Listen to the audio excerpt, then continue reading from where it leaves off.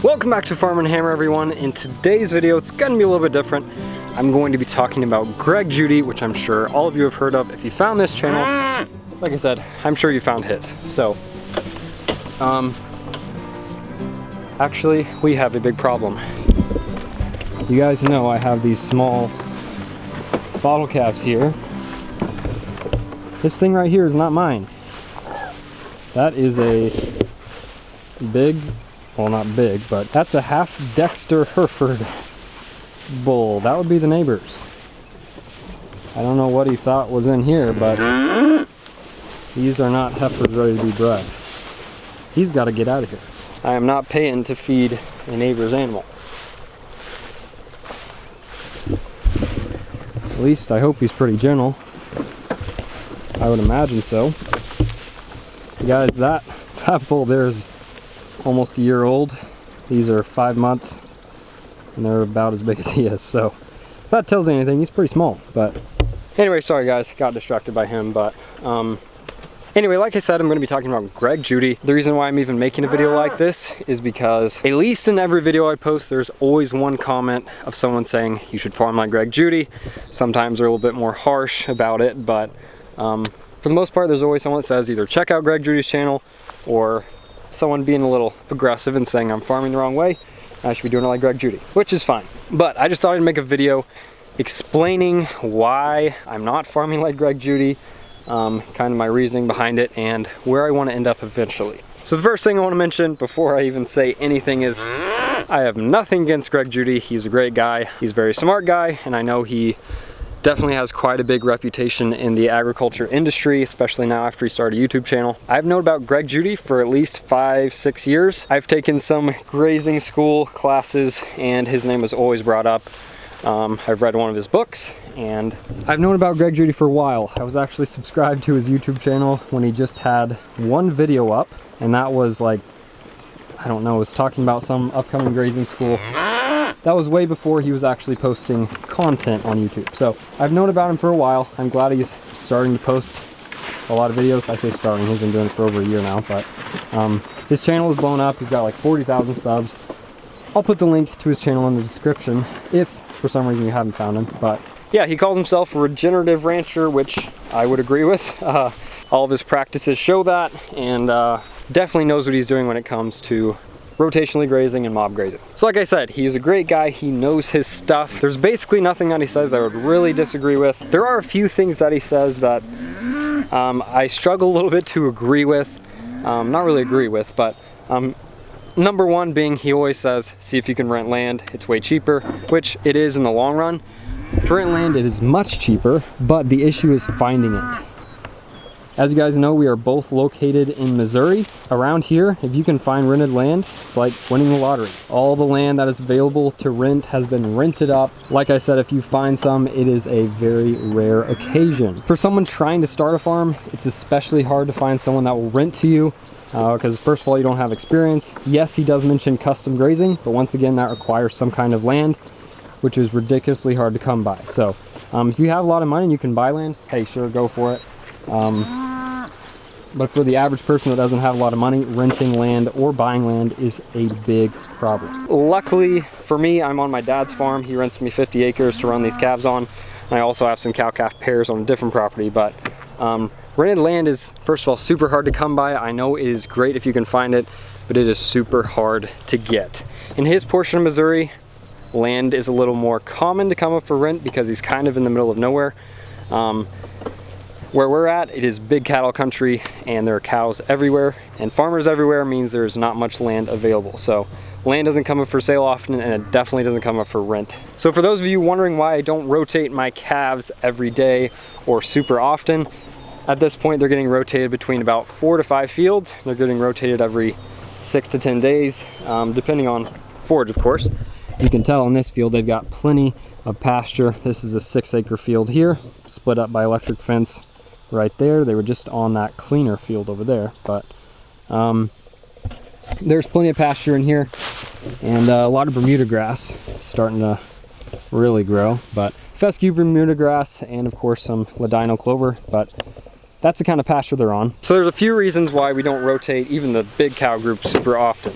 Number one, the biggest issue is water. Sure, on our farm we have like 20 some ponds. Each pond will serve about 30 acres, and we have most of our fields divided up into 10-acre paddocks. And so moving cows daily, you have to have a water source. And our well, most of our property is on the opposite side of the road of our well, and so getting water across the road from a well isn't gonna work, and digging a well on this side of the farm, it doesn't seem to pay out yet. As you guys know, Greg Judy does not let his cows in the pond. That's another thing we just can't really do here. Most of our ponds, they were here, my parents bought the place a long time ago. These ponds were here way before we were. As you guys know, you can't really dig a pipe through the side of a pond bank. That doesn't really work. And so the only way we can keep cows out of the pond is if we redig a pond, we take out the bank, put a pipe in, do it from there, which we haven't redug any ponds recently, so yeah, that's the main problem. We do have a lot of electric fence on the property, but there's some points in the property where we just cannot get an electric fence to. Once again, the road runs through part of our property, so that's not easy. And we've tried solar chargers and all that, and that just does not seem to last very long. But anyway, fencing is not as big of a deal. Like I said, we have a lot of fences. Most of our fields are divided up into 10-acre paddocks. And so if we had a giant mob, we could move every day if the cows could eat up 10 acres, which is a pretty big mob. And guys, the other thing is, you know, Greg Judy does not feed grain. I just fed these guys grain. These are all bottle calves. They get quite a bit of grain a day. They get 4 to 6 pounds a day, depending on who gets bullied and all that. But roughly 4 to 6 pounds a day per calf. And as you can tell, they're on pasture the rest of the time, but they do get grain. And as I mentioned in previous videos, you can't raise bottle calves without grain. If you decide to go that route, you're gonna be feeding calves on the bottle till they're about 6 months old, and that's as soon as their rumen will develop if you don't give them grain. So that's why I feed them grain. It's nearly impossible to do so and make money if you keep them on the bottle for 6 months. And the last thing is, you guys know Greg Judy has sheep, and he runs them either behind his cows, with his cows, all sorts of variations there, but he has sheep, and that is one thing I've been working on for a while now. As you guys know, I don't have my own property. Like I said, I'm renting part of my dad's, and he doesn't want a sheep on the place. He let me experiment with goats when I was 10 to 14, I think, and that didn't go well. It was hard to keep them in. and they were just dying everywhere, mostly because of worms, which I know that was mostly my fault. But honestly, I almost like goats better than cows. They're fun to be around. Small ruminants are just a blast to raise. If you like that kind of stuff, they can definitely be a little ornery sometimes. But for those of you wondering, yes, I plan on getting into goats, if not sheep, later on.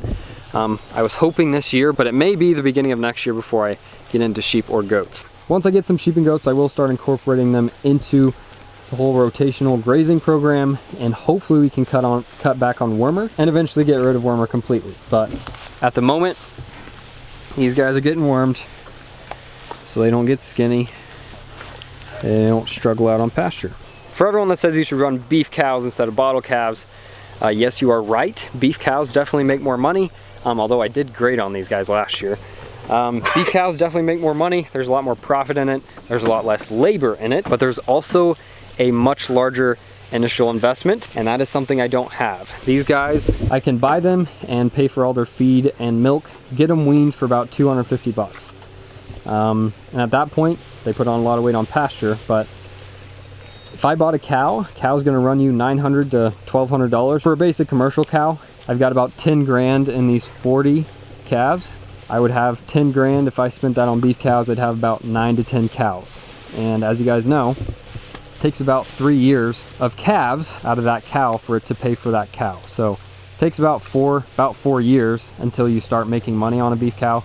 These guys, it's a 1-year turnaround and I start making money, which is why I'm raising bottle calves. And the reason I'm doing bottle calves is I can make a little bit of money. Like I said, it's not as much as you would make on beef cows, but I can make a little bit of money, and all the money I make, I'll be saving back and either buying more bottle calves or I'll be saving up for my own beef herd. And as you guys know, I also have those 18 dairy beef cross heifers that will eventually turn into beef cows, but I definitely have a small beef herd, but I'm working towards growing the beef herd, and eventually I'll be getting away from bottle calves completely. So I'm hoping the next 5 to 10 years I can farm full time, and that may be a stretch. It may be earlier than that, I don't know, but it depends on how quick I can grow my herd, land coming up for sale or for rent. There's a lot of variables, but long-term goal is to have a farm like Greg Judy.